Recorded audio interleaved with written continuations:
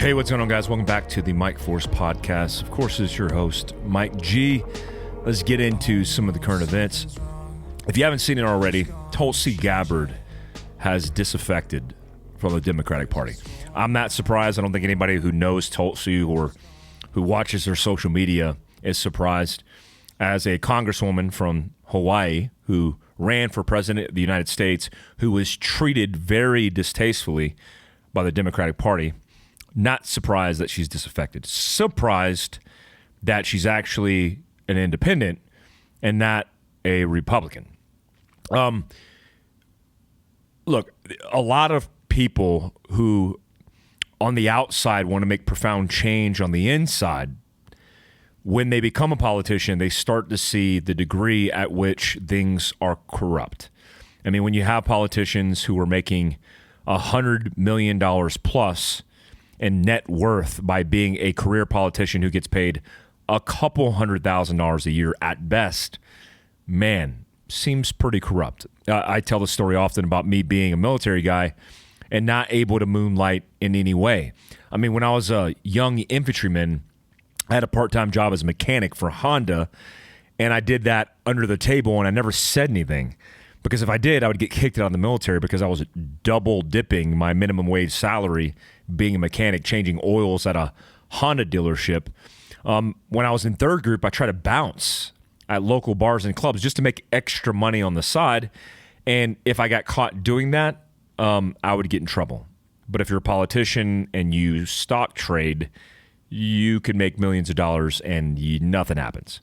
So a definite issue that I'm seeing is guys and gals who decide to be politicians who say, I'm going to profoundly make change, and then they get there and they don't really do anything. But Tulsi seems a little different. I like Tulsi. She's a military woman. She's from Hawaii. She's done a lot in her life through her experiences, and she seems very logical and rational about all the things she's saying. So I don't know. I think it's pretty profound news. I think the last time we talked, they were trying to figure out what this Cat 4 hurricane, Hurricane Ian, was doing to the state of Florida. And guys, it's done a lot. I mean, it's destroyed some towns in Florida that don't exist at all anymore. I mean, Fort Myers got hit really hard.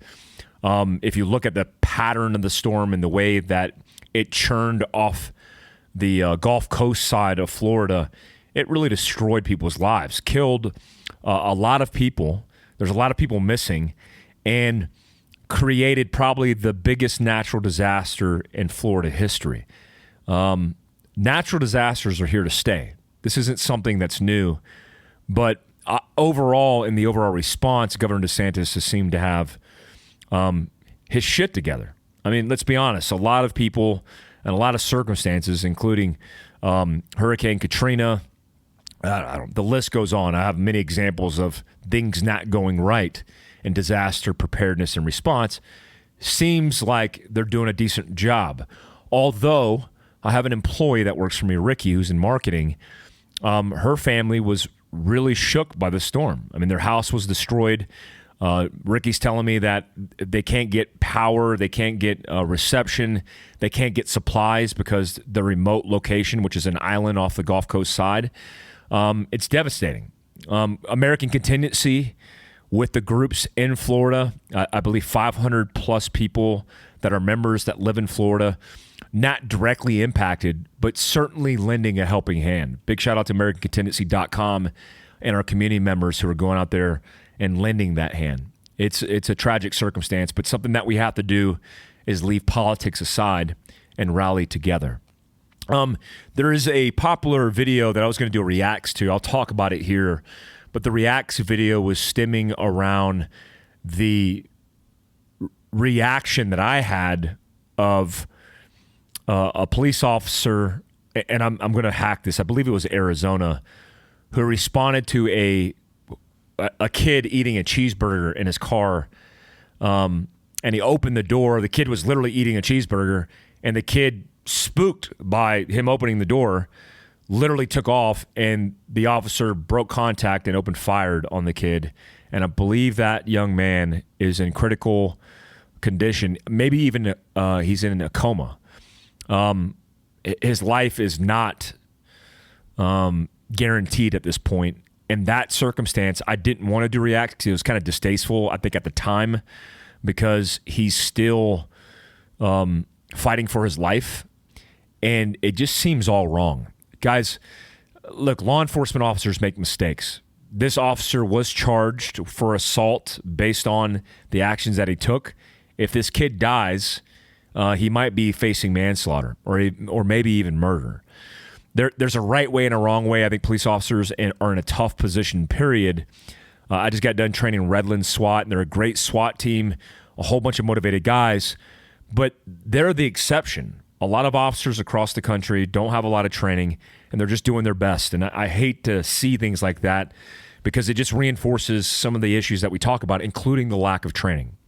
Sheepdog Response, Fieldcraft Survival, a lot of the companies in our circle that are tactical companies are doing our best to train law enforcement officers free of charge in some cases because these guys don't have the budget, and educating and training law enforcement officers as much as we can. I think that's our responsibility as business owners, but as somebody who has an experience in the military, but who is not an expert military trainer. I train military SWAT teams for specific things, but there's a lot more that officers need to be educated on besides shooting a gun. I mean, situational awareness, decision-making, physical contact and combatives, those things are probably more important than just focused on gunfighting. But the more that we could train them, the better off that will be. I also did a electric vehicle piece of content, and I talked about this a little bit before, but I have better context now in conversing about it. But remember, electric vehicles, keep an open mind about electric vehicles. Let me just say that.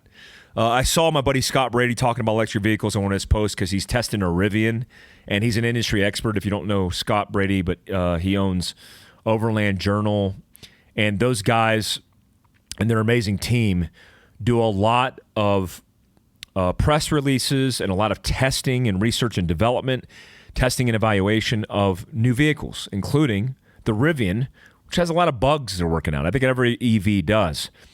But there's a lot of also misinformation and education centered around vehicles themselves and what electric vehicles are.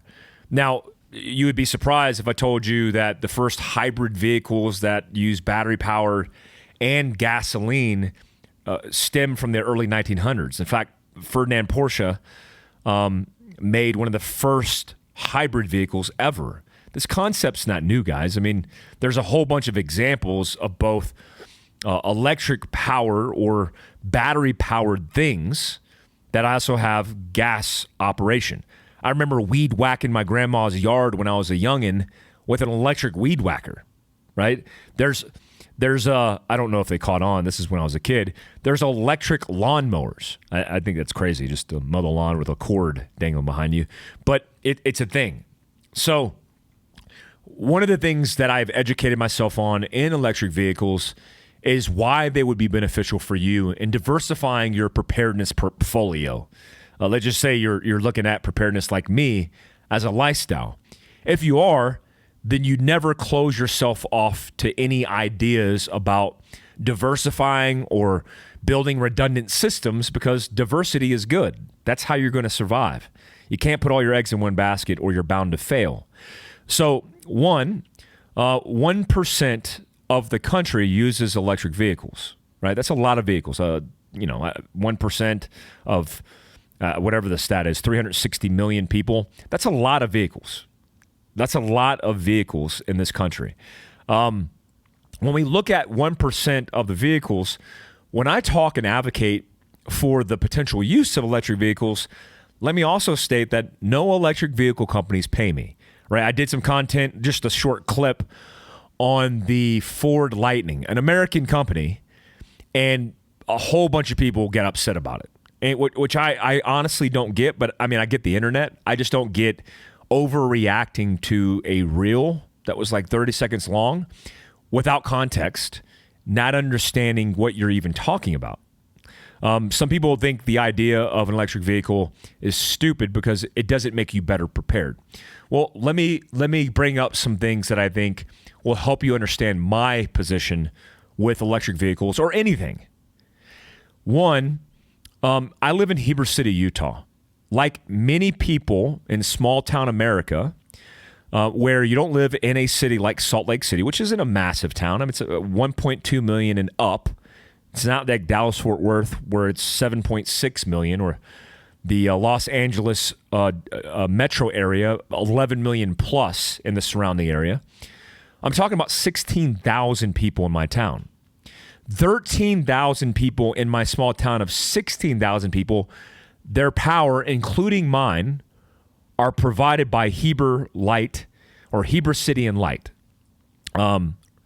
Heber City Power Company, let's just call it Heber City Power Company, gets their power provided by a private company, a private entity from Lake Jordanelle that uses hydro electric technology, processes. It's using water to push through and generate power that's putting that power in reserve and transporting it to 13,000 people. I pay a bill, it goes to a private company, and that's how it was set up. It was built in the early, I believe in the early 90s. Lake Jordanelle was built as a dam, as a reservoir, but also there's an electro, I was going to say electromagnetic pulse because I'm thinking about EMPs, a hydroelectric dam or water system. So that is very important to understand because, one, most of the power in the country is privately owned. In fact, 80% of power provided in the country is privately owned. I found a neat statistic that said only about 11%, and the bandwidth is 11 to 20% according to the statistics I just presented, but according to this statistic, about 11% is owned by the U.S. Army Corps of Engineers. That's government owned. And the reason it's government owned is because the electricity that the U.S. Army Corps of Engineers is providing, which is mostly hydro, is pumping that water to federal buildings. So why is that important? Well, it's important because if right now I use my town as a case study, I would say right now I have 4 gas stations in my town. There could be 5, maybe 6. I think it's about 4. There's one down on the corner. There's one down by the Smith's grocery store. There's another one across the street. That's 3. I think there's the one on the right heading into town. 3 or 4 gas stations. If you have 13 to 16, let's just call it 16,000 because that's the population. Driving Americans who own homes, that's 13,000 according to Heber City. Let's say it's 13,000. 13,000 people, because it's the household, trying to get gas from 3 to 4 gas stations. What do you think would happen really fast? Well, we know it would happen because as a case study, it happens every time there's a natural disaster in this country. All the gas stations run out of gas. Because most natural disasters affect the roadways, the standard supply chain of tractor trailers, truck drivers providing you the supply of gas to the gas stations don't exist. Now, there's 3 oil refineries. Actually, there's 5 total oil refineries north of Salt Lake City. Most of the gas they provide in the oil refinery is distributed throughout Utah. So we don't have to cross the Rockies to get our gas from North Dakota. A lot of the gas that comes from the into the west, into Wyoming, into the region comes from North Dakota, and it also comes from Texas. So when you think about physical gas that's moving to 87 to 93 grade and diesel delivered to your grocery store, how quick will that be gone? Well, if the hydroelectric dam that's down the street in Lake Jordanelle wasn't affected and I could still power my house, then you could see why having both a gas vehicle and electric vehicle could be advantageous. Just like I say with mobility, if you have a $200,000 mobility rig that's built out, it's a Ford Raptor with every widget, and it has a quarter tank of gas, well, the $200,000 vehicle is a paperweight. The quarter tank of gas is your actual capability. So I want you to think for a second. I have a lot of vehicles. Most of them are company owned, but let's just say I have 5 vehicles sitting in my front yard. My trucks, my cars, my Jeep. Well, if I don't have gas to go fill up those vehicles, what am I going to be able to do logistically to resupply my family? Well, if I don't have a smart homestead setup, I really can't do a lot. So if you have power running to your home, if you have a 17 kilowatt Generac generator that is fed by propane because you have a 500 gallon propane tank feeding that generator, well, man, guess what? You have power. And if you have power and you have a Ford Lightning, for example, you could hook up and charge that vehicle. Oh, and the Ford Lightning can charge a house, inverting the power for 3 days, according to Ford's claim, not my claim. I'm going to test that claim, but according to Ford's claim. So I'm not saying, I don't get behind electric vehicles because I'm thinking about protecting the environment. Look, if you ask my opinion on the environment, it's too complicated for me to come up with solutions. It's politicized, obviously. I stay out of the politics. I'm just looking at the practicality. If I lived in Salt Lake City or I had to commute 45 minutes down Provo Canyon to Salt Lake City, I would own an electric vehicle. Why? Because I spend a lot of money in gas, and I would spend a lot more money in gas if I had to commute in my 13 miles per gallon Land Cruiser down to Salt Lake City. If I had an electric vehicle, which uses electric power, and I ran up and down the hill, it would save me a lot of money over time. I understand that the vehicle costs $75,000. If you could find one right now, that's a different argument or debate. But what I'm saying is there is a case and potential argument of why you would want one. Well, Mike, why don't you have one? I don't like electric vehicles. I have Porsches that are air-cooled from the 80s, and I love the way it sounds. I love the way it feels. I love the way it smells. I love gasoline because I could cross-reference it or cross-pollinate it into other vehicles, including UTVs. My Polaris, which I own a General, I could use that. My motorcycles, I have 2. I have a Honda XL 350, a 1978. I also have a Tenure T700 Yamaha. So, man, for me, it's advantageous to have gas vehicles to cross-pollinate. Now, if shit hit the fan and I lost the ability to get gas because, the surrounding states started shutting down their borders because of civil unrest, and the gas that's transported from major oil refineries or major distribution centers wasn't pumping that gas, there would be a gas shortage. Then what would you do? Well, you better have a bicycle. You better have man-powered capability to transport logistics, but also that comes at a cost because that fuel is calories. So you need food. There's always a cost-benefit analysis that's important to do here. I just want you to keep an open mind because I'm going to test it. Here's what I know the Ford Lightning and most electric vehicles be good at. Not necessarily Teslas. I'm on board this truck train because the truck has the clearance, which we recommend in a mobility platform anyways. You want clearance because you want the drivetrain to be up off the ground.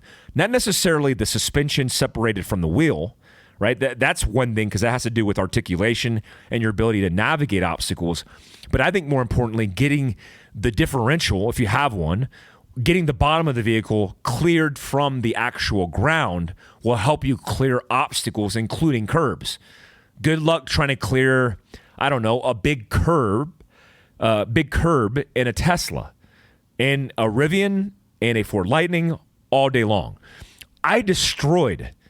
The guys from Diamondback Covers let me use their Ford Lightning. They don't have a relationship with Ford. They just have a Ford Lightning because their Diamondback covers go on the back of it. They let me rip it. And, dude, I tore that thing up in the backcountry, drifting it like I was in a rally car, like I was in a pro rally car. And if I did that in a gasser, that thing would have been destroyed. Well, why didn't it destroy? Because it doesn't have standard parts like axles running through differentials like you would see in a vehicle. It doesn't have oil pans that are going to slap the bottom of the ground, and it's just more rugged. Let's just put it that way. So in a situation where let's say you're in an urban environment and you need to bug out and you need to get off main avenues, main thoroughfares, main highways, then getting off-road by clearing obstacles and then getting off into terrain, you're going to be limited in a gas vehicle. I don't think the Rivian and the Ford Lightning have very many limitations. I mean, they're amazing because you're basically in an all-wheel drive vehicle that has traction, 400 plus horsepower, a lot of torque that you don't see in normal vehicles. So you're going to be able to get away. Now, your range is grossly affected, but how far are you going to go on gas? A couple hundred miles? I mean, if you're lucky like me, I have a 34-gallon tank in my truck and I get decent gas mileage, 400, 500, 600 miles at best. So am I advocating that an electric vehicle is the answer? No. I just want you to keep an open mind. I wanted to focus this commute podcast on talking about a little bit of what I've released in my book, which will be coming out June 6th, D-Day of 2023, called Prepared. It's my way of educating you on best practices and also the philosophy, but the practical application of how you implement preparedness in your life. Look, it could be scary. I get it, right? You're talking about preparedness, doomsday scenarios, but I want to kind of like have a conversation with rational human beings around the topic of preparedness. So I wanted to change the form factor. I mean, thank God Being a Random House believes in me and they allowed me to write this book with my writer.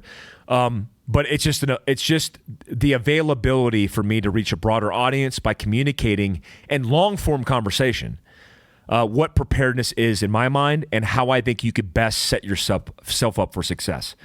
One of the things that I'm going to share with you today is the philosophy on how I break down physical preparedness by looking at you as an individual, your vehicle or mobility platform, and your home or your homestead. Now, a warning, I've talked about this often because this is one of the principles of preparedness that we teach. This is kind of the philosophy for Fieldcraft Survival, my company. But I just want to reiterate this and make you understand that you could do this as well. This isn't something that, you have to have a military, first responder, tactical background to do. You could just be a normal human being trying to live your best life. I'll go over some of the best practices here. So one of the things that I did today is I just did a post on my social media feed on me holding this fanny pack. Now, this is the new fanny pack. This is like the low vis version, which it's pretty thick right now. But you can see, I'm going to stand up real quick and show you my waistline. Right, so it's not a lot of real estate. It doesn't take up a lot of space. I like this option. I designed this bag with some of my team because I wanted a sleeker option. And I wanted something that looks just a little bit more civilian-esque versus tactical, like the last fanny pack we did, which we still will have out, which guys like, but it has Velcro on it, has MOLLE adapted pieces to it. It just looks a little bit more military. So I wanted like Operate the Outdoors, our Fieldcraft logo. And when you unzip it, I got a front pouch here, and sorry if you're listening to me on a podcast, I do have a YouTube channel, the Mike Force Podcast, where the reason I do this is because you could see what I'm doing if I'm talking about it. But I'm going to pull this stuff out real quick. I got a Cat 7 tourniquet in fluorescent orange. I'll describe that. Oh, my fishing license. I have this is a what knife is this? This is my Strider knife, which has my call sign from my former life, Shogun, and Fieldcraft Survival logo. It's a pretty cool knife. Big shout out to Strider, who makes amazing things. I have a Victor 1 Vampire. This is a Surefire light. I have a Cat 7 tourniquet, fluorescent orange. I have an Operate the Outdoors wallet, which is one of my favorite wallets, made by Bexar Goods, good leather company, but we make our Fieldcraft wallets here. It says Operate the Outdoors on the inside. Yeah, big shout out to Bexar. And what else I got in here? Oh, a Leatherman, which is a multi-tool, and some change, some coinage. All right. So you can hold your keys with a lanyard, but I put VS17 on the inside because I think VS17 or fluorescent orange, which is used for signal in the military, is a great piece of equipment for near and far recognition or signal in a bad situation, because this could be seen from the sky because it stands out. I mean, nature doesn't produce fluorescent orange, not yet, fluorescent orange colors schemes. On the back side of this, I have, we put a weatherproof or a kind of like a waterproof zipper because, one, I want you to be all weather and I want you to operate the outdoors, but I also wanted this to be a little tighter and driving the zipper across because I didn't want you to accidentally open this zipper with a firearm in it. And I also put our Fieldcraft branded T-handle so you can grab it even in low light or under stress and just open it up and get access to your pistol. Now on the pistol side, let me open this up. You can see right here, this opens all the way, which intently we wanted to have that option. We went back and forth with it, but we were pretty confident that we can get it accomplished with the sizing because I wanted it to be very sleek. And this has a Velcro adapter to cover the trigger guard. So in this one, I have this is a macro made by SIG. This is the P365 XL macro, which is a comped pistol that has a red dot, in this case, a Romeo. And it also has a 17+1 round mag. This 17 round magazine is amazing because it's the same size as a 365 XL, but it's comped, and you could see it right here in the video. I mean, this is only an inch thick. That's very thin, very accessible, very compact, and fits inside this fanny pack. Now, this could fit a 365, a Glock 43, a Glock 19. But let me talk about the breakdown of EDC. Oh, I just spilt my ready-to-drink coffee on my cell phone, which isn't good. Don't worry about that, little guy. No harm, no foul. Let me take a swig of this. You guys can see this mess right here. This is why this podcast is done in real time. Let me get a paper towel. Man, holding that macro got me all excited here. I apologize. And I don't cut this out because I'm lazy. More I'm lazy than anything else. But you guys can deal with it. I apologize. All right, so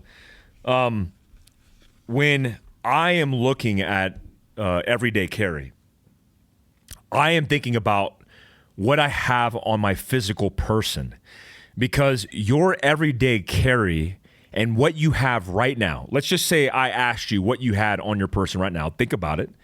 Do you have a pistol? Most likely, a lot of listeners that listen to Mike Force have pistols. But what else do you have? Do you have the ability to treat yourself or your family in the worst case scenario? We're talking the worst case. For a traumatic bleed. Do you have a tourniquet? Do you have a stop the bleed kit, including combat gauze? Do you have a compression bandage? Do you have nitrile gloves? Your kit or what you have on your person is an indication of your capability. Because let me give you an example. You could be fully capable because you're trained on every piece of equipment, but if you don't have the equipment, if you don't understand the principle behind equipment, like if you don't understand the principle behind a tourniquet and how it works by compressing or stopping the bleed by providing pressure 360 degrees, equal pressures across an extremity, then you don't understand how you could potentially use something else besides a tourniquet if you didn't have the tourniquet, like your belt, like a piece of clothing, like a stick and a cravat, which is the first tourniquet I grew up with in the military. So it's important not only to look at yourself and what you carry as your capability, but you could increase your capability with more space or capacity. So if you have a backpack, the reason I carry a fanny pack is because I can increase, I'm a dad, DILF's rule, hashtag DILF. I am a fan of my kids, but I also know I need to carry a little bit more equipment for myself and my kids. So I'm going to carry a fanny pack. I might even carry a sling bag. I might even carry, which I do, an Emerald stock backpack when I'm out and about. If I go to the zoo with my kids, I have a full Stop the Bleed kit for them, multiple tourniquets, as well as a more robust setup for personal security. Guys, I might even have a 300 blackout folded inside of my backpack, depending on where I'm going. If I'm going to a place where there's a lot of people, potentially where there's danger because it's next to a city, I'm bringing my diaper bag, and I'm going to have the ability to react and respond in security, but also first aid to take care of my family. Now, a lot of people go, well, that's extreme. I think it's extreme not to do that. How about that opinion? Why would you not seek the tactical advantage if it doesn't inconvenient you and it's moral and ethical? Like, I don't understand. Like, people are like, well, why would you use night vision in your house for personal security? That's dumb. Really? Because if you had night vision and you were going to go toe-to-toe and go to war with somebody who's breaking in your house, would you not want an infrared laser-mounted, I was going to say sight, laser-mounted IR source to your gun? That's obviously zeroed. Why would you not want the tactical advantage? So with more capacity and more space, you have more capability. So this is a tourniquet, and I chose fluorescent orange or VS17. Let me tell you why I think this is important, because people go, that's a training tourniquet. No, it's not. Universally, blue is for training. This is just a bright tourniquet. The reason I think it's advantageous on your person to carry something like this, and even in your vehicle, is if I had to, because I was in a bad situation, and I had to tell somebody to get the tourniquet for me, if I said, go get the fluorescent orange thing out of my bag, out of my vehicle, then this is fluorescent orange and this is more accessible, then, hey, go get the tourniquet. And the person goes, what's a tourniquet? It's the thing, it's the black thing that looks, there's a whole bunch of black things. I could vector them in if I need support by using this. And it's also very identifiable because we don't wear, unless you wear VS17 clothing, this is going to stand out contrasting against your clothing, like me, who wears like colored clothes. This is going to stand out a little bit more, and I want to identify. I'm not trying to hide. I'm not in a tactical scenario. Likely, I'm in a scenario where I want people to know where this tourniquet's applied, and I want them to be able to find it. But if this tourniquet is on your person, like in your fanny pack, then what would be the extension of your capability? Well, in your vehicle, your mobility rig, it would be a more upgraded solution because you have more space. So if you have 4 extremities and you have 3 members of your family, you would have a minimum of 12 tourniquets for a mass casualty. Now, a lot of people don't go out and buy $30 tourniquets times 12, but you see where I'm going with this.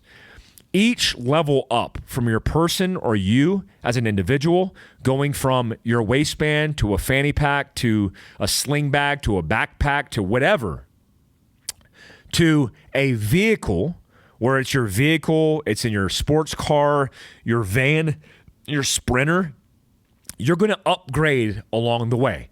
Here are a couple principles to follow. One, in EDC and mobility, you need ready access. That's why I carry a tourniquet on my person, because if I'm bleeding out of my leg, I don't want to go, hey, can somebody run to my vehicle and get my tourniquet?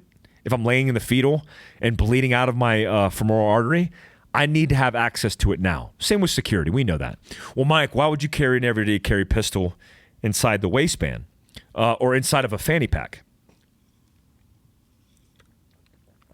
Well, I think it's important to clarify that there is a difference between an imminent threat and immediate threat. An imminent threat is the likelihood of threat, but also the luxury of time.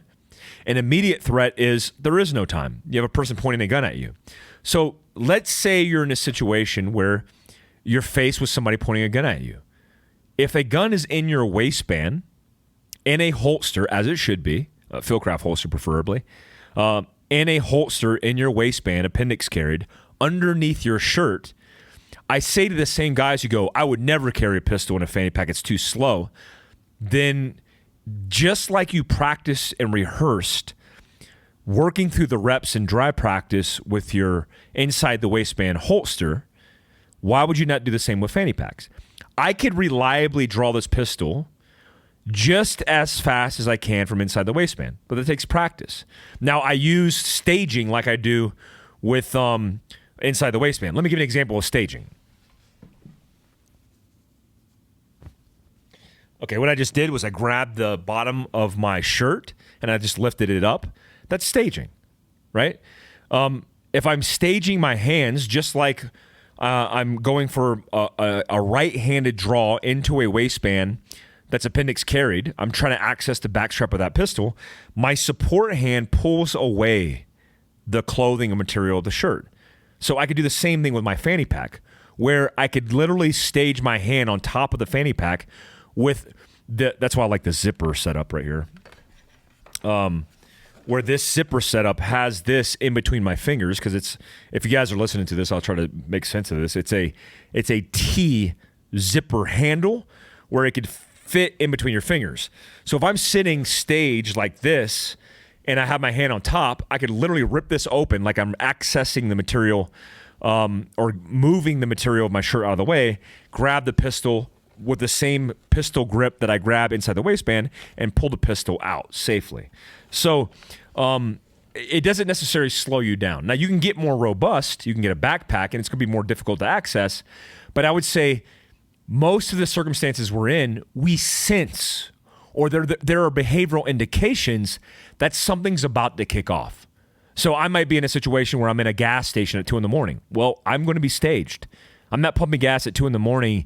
in Chicago and not thinking about reacting to a potential imminent threat that might turn immediate, right? Situational awareness, head on a swivel, being conscious, being focused, staging my hands to access the pistol. All those things, keep them in mind, because principally I want ready access to everything I have as soon as I can. So if I evolve the tourniquet into the mobility platform, then I would look at our visor panel from Fieldcraft. I would look at our panel pack. It doesn't have to be our stuff. Whatever you have, do that. But what I see people do is like they take a tourniquet and they put it in their glove box. If you are driving by yourself and you flip upside down, which I've actually seen flipped vehicles, you know what happens? The first thing that happens in a vehicle that flips upside down, the glove box comes open and all the contents go into the back of the vehicle. They're being churned and tossed and turned out, and they're not accessible. So if I have a tourniquet, it needs to be in a holder. People are like, well, why would you put a tourniquet in a holder? Just use the tourniquet. Well, where the hell are you going to put a tourniquet on a visor or readily accessible in your vehicle? Even on your belt. You're going to rubber band it to your belt? Like, I get it, guys. I've had special operations guys go, we use rubber bands for years. It doesn't mean it was right. Just because we used rubber bands for years and you literally were able to pull your tourniquet off and throw it in the trash and your medic gave you a new one, doesn't mean it was the right way to carry a tourniquet. A tourniquet is a consumer option for civilians. They could buy them for $30, whatever tourniquet's going for now. You buy it for $30, but you want to take care of it. So have it in a tourniquet holder in the visor, and you grab it because you're flipped upside down, it's still adhered. The general rule is have it somewhere secure, which is key. But also, I want to expand and evolve the quantity and the capability. If you have one tourniquet inside your vehicle, you are dead wrong. Why? If you have a family or somebody you love that drives with you, what are you going to weigh? You're bleeding out from your femoral. She's bleeding out from her femoral and a fractured arm that's bleeding. Who gets the tourniquet? Why not just invest in having multiple tourniquets in an aid bag? Like, have a robust setup. Here's what I recommend. Have the visor panel. And look, guys, I'm selling Fieldcraft stuff. I'm pitching it because I believe in it, because it works. I mean, I didn't develop it not to work. It's been available for years. But let me give you the breakdown of what we use. But understand, I don't care if you rubber band it to your visor. As long as you have something, that's what matters the most. So our visor panel, we have the ability to get Velcro adapted pouches that have first aid equipment, which is our basic hemorrhage stop the bleed kit, and a tourniquet. That's one. Two, have a panel pack. Take a backpack and attach it to the headrest and let it float on the back of the seat. Or we use the 20-liter because our 20-liter has a integrated first aid and survival kit that Velcro attaches to the flap. You could have that by your passenger's feet on the passenger floor or have it behind the center console. Have a backpack or a 20 or 40 liter that we sell and have it behind the center console with all your life-saving equipment and maybe the upgrade of your security circumstance. Like, I recommend 300 blackout for inside the vehicle because 300 blackout has the appropriate terminal ballistic effects to punch through glass from inside through the windshield and hit the target. Your 9mm pistol does not have that. You put a steel target out in front of your vehicle and you shoot one round through your windshield, it will go high off the target and it won't impact it. So I want you to have readily accessible first aid, survival, and security, most certainly, both in EDC and inside the vehicle. The last component to this is homestead. Oh, man. Why would you not have an aid station at home? Please think about physical security, but please think about the robust nature of the space you have and the capability you bear by having more capability through equipment and learning that equipment, obviously, inside your home. So have an aid station, have antibiotics, have a overstock of gauze, of coagulant saturated gauze like combat gauze. Have compression bandage, have multiple sets of it because you're looking to sustain yourself in your home. A lot of people that look at home defense and they think, well, instantly I'm going to go to a pistol. I choose a pistol because I know the layout of my house. I don't have long shots to potentially take. But if I had a security circumstance that was outside in my backyard, I wouldn't pick up the pistol. I'd pick up a rifle, a carbine, right? So again, it all has to do with capacity. Each level up from person to family to vehicle to multiple family vehicles to homestead to the extended range of your house and your grandma's house or your mom's house. Please expand your capability by utilizing the capacity that you likely already have. Here's one promise to you. I'm looking right now for a Honda Civic. I want a cheap Honda Civic. I talk about it often, and I grew up with Hondas because it's crazy because the Honda Civic used market is through the roof. I want to get a Honda Civic, and I want to show you how to set it up, both in the wheels, the recommendations that we recommend for off-road vehicles, but I'm going to use a front-wheel drive Civic, kitting it out with the appropriate levels of preparedness and making sure that you use that as an example of how prepared you could be. Like, you don't have an overland extended fuel tank in your vehicle? That's fine. Use a gas can. What do you mean a gas can? Yes, use a gas can. You have a lawnmower, you likely has a reserve gas can. They actually make plastic ones that are flat packable, that are really accessible, that you could put in the back of your truck. Well, that seems unsafe. You're driving a rolling gas tank. Put the gas in the back, fire and forget. It's in your trunk. You don't have to worry about it. It's separated by a compartment. Yes, if you roll over and it's catastrophic, it's going to come out. But so is the gas in your gas tank that you're driving, right? A gas can or a gas plastic gas container is not going to magically break apart in a rollover or an accident.